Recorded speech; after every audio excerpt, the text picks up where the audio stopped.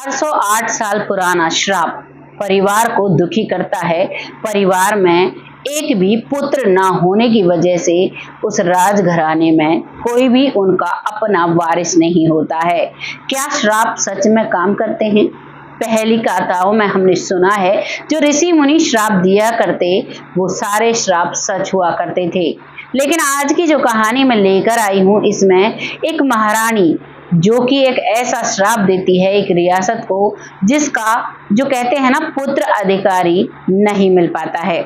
आइए जानते हैं इस कहानी के बारे में, कैसे घटना घटित हुई, क्या वो श्राप अब तक चलता रहा, कौन सा ऐसा परिवार था, कैसे अगर एक परिवार का पुत्र नहीं होता है तो उसका वंश कैसे चलता है, किस तरीके से वो राजघराना आज तक भी चला आ रहा था। बताया जाता है पहले समय में जब सबकी अपनी अपनी रियासतें हुआ करती थी तो मैसूर की भी अपनी एक रियासत थी। लेकिन उसके बाद सरकार ने सारी रियासतों को अपने अंडर में लिया तो बहुत सारे राजाओं ने विरोध भी किया। उन विरोधियों में से एक राजा आते हैं मैसूर के, जिन्होंने अपने जो शासन था उसको बरकरार रखा।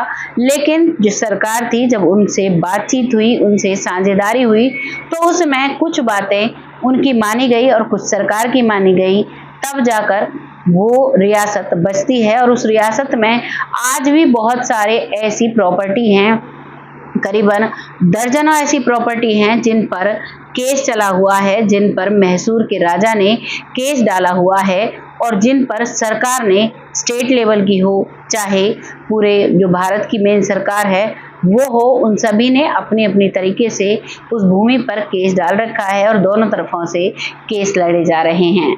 ये कहानी उस समय की है जब सभी राजा अपने राज्य की रक्षा किया करते थे और उसके बाद फिर जो सरकार बनती है, सरकार बनने के बाद जितने भी राजा थे, राजघराने थे, उन सभी चीजों को अपने अपने अधीन कर लिया गया, सरकार के अधीन कर लिया गया।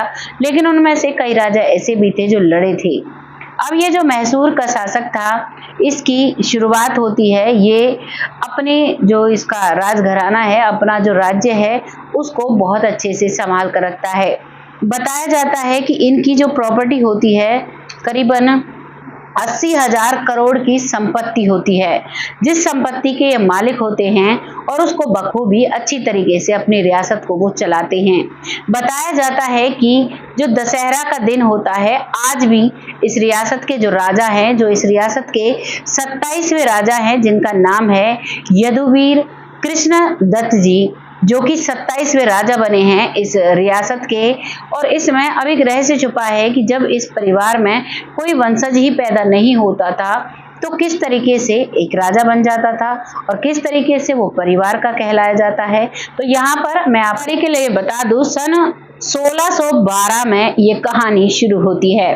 1612 में जब एक राजा अपने राज्य के रक्षा और दूसरे राज्यों को अपने राज्य के लिए मिलाने के लिए राजा बाडियार ने जो युद्ध किया था वो सेरंगपट्टनम के राजा से किया था। सेरंगपट्टनम के राजा का नाम त्रुबला राजा था, जो कि हार जाता है और हारने के बाद जो उसकी पत्नी होती है अल्मिनी लम्मा नाम की एक रानी होती है जो कि त्रिबुला राजा की पत्नी होती है। और वो दोनों होते हैं जब परिवार जो राजघराना वो हार जाते हैं और उस पर सारा जो शासक होता है वो राजा बाडियर का हो जाता है। तो उसके बाद अब वो जो रानी है वो वहां से उस महल को छोड़ देती है और उस महल को छोड़कर वो तलक्कड़ नाम की एक जगह पर रहने लगती है। उसके साथ उसका अपना एक खजाना होता है जो उस राजमहल में से वो अपने साथ लेकर जाती है और उस खजाने को वो वहां के मंदिर में रख देती है इस उम्मीद से कि कभी ना कभी तो हमारा राज्य हमें वापस मिलेगा।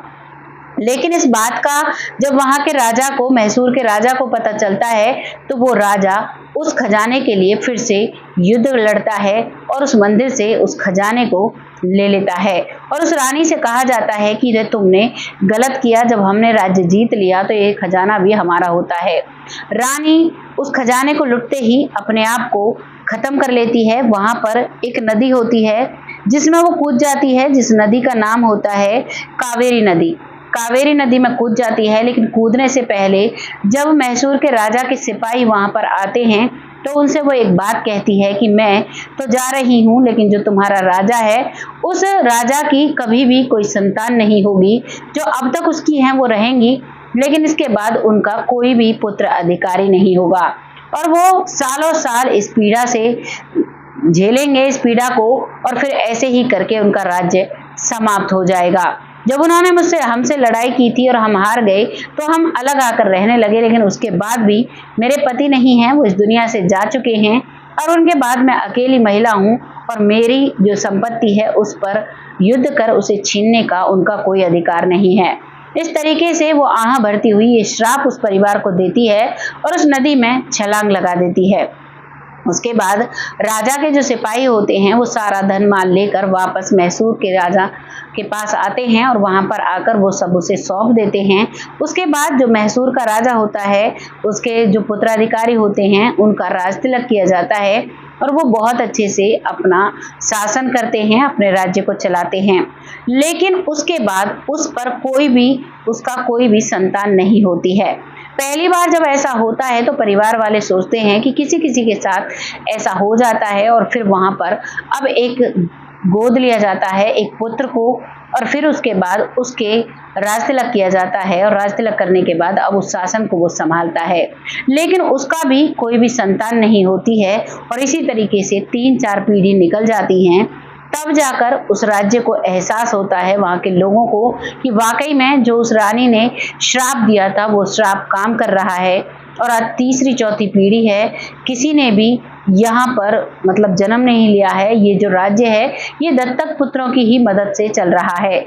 जब भी शासन का जो राजा हुआ करता, जब उसे संतान नहीं होती तो छोटे से में ही वो अपने रिश्तेदारियों में से किसी बेटे को गोद ले लिया करते और उस बेटे के ही नाम फिर राज तिलक कर दिया करते और वही उस प्रजा को, उस राज्य को संभाला करता।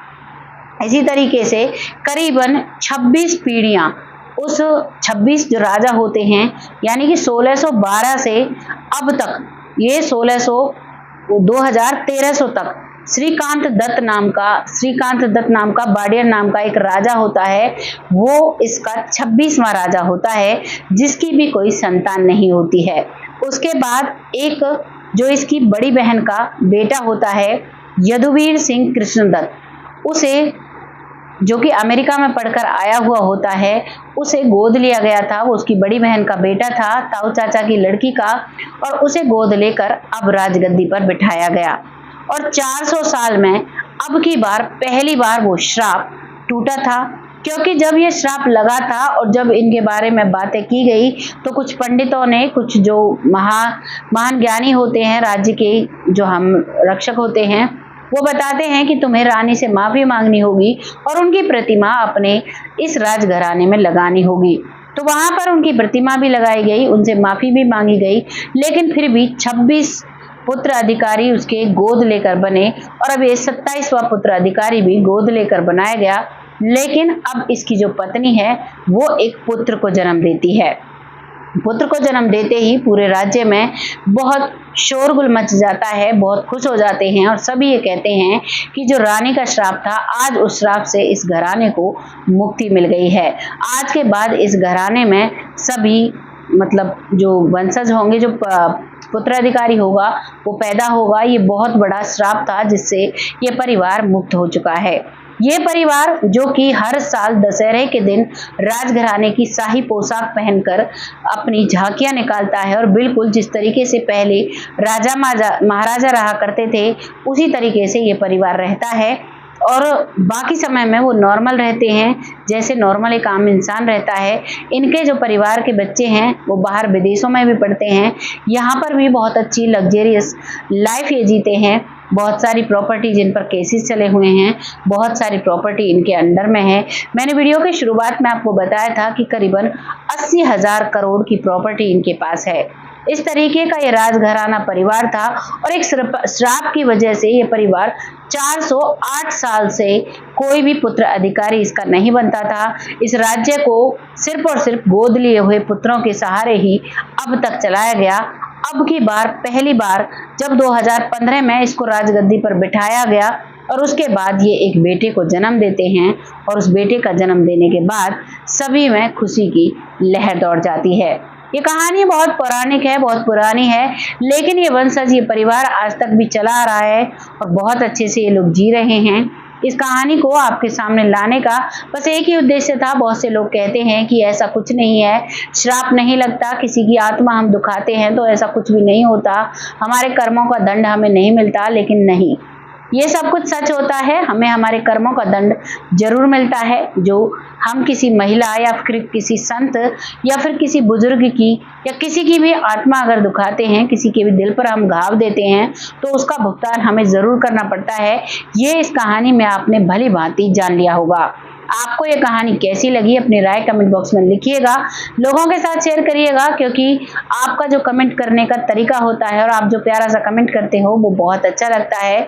ऐसा लगता है कि मानो हमारा परिवार हमें सपोर्ट कर रहा है और हर पॉइंट पर हमें चीजें बताता है और इसी से हम आगे बढ़ पाते हैं। बहुत जल्द ऐसी ही किसी सच्ची और अच्छी स्टोरी के साथ आती हूँ। तब तक आप सब खुश रहें, आबाद रहें, भगवान से यही दुआ करती हूँ। और जो लोग प्यारे प्यारे कमेंट करते हैं उनका दिल की गहराइयों से उनके अपने चैनल धर्मा स्टोरी चैनल पर स्वागत करती हूँ। ऐसे ही अपना सपोर्ट बनाए रखें। तब तक के लिए जय हिंद, जय भारत।